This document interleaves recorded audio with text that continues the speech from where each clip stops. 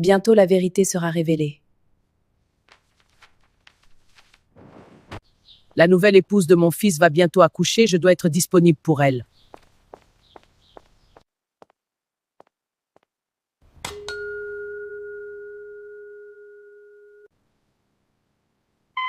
Sophia, tu n'entends pas la sonnette? Va voir qui est là. D'accord. Maman, tu ne m'as pas dit que tu venais. Je dois donc annoncer d'abord avant d'entrer dans la maison de mon fils? Non, maman, ce n'est pas ce que je voulais dire. Je te souhaite juste la bienvenue, maman. Le voyage s'est bien passé? Sois les bienvenus, maman. Ma fille, je te vois fraîche comme ça, comme une fleur matinale. Tu rayonnes. Pas comme certaines personnes que le mariage a achevé.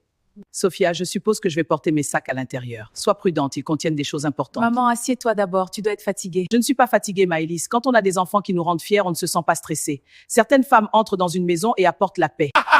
Tu as vu cette action? Incroyable. T'es juste là, debout. Cet homme est un fantôme. Mes frères, vous savez, ici c'est la vraie jouissance de la vie. Célébrons. Santé à mon bébé à venir. Et à un nouveau père en ville. Santé!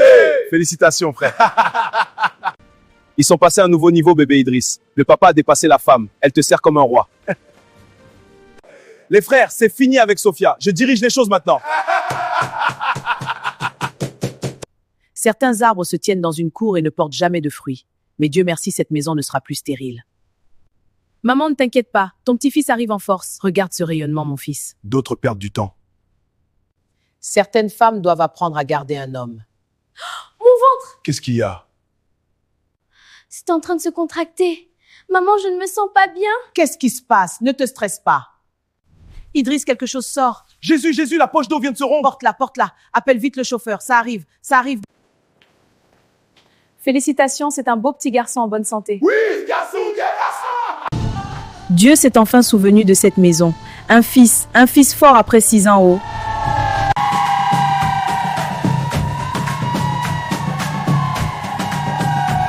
Nous invitons nos invités à présenter leurs cadeaux à la famille du jour. Qui va y aller en premier?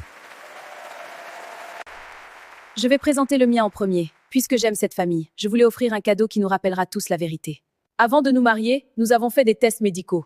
Idriss, tu n'as jamais récupéré tes résultats. Qu'est-ce qu'elle fait?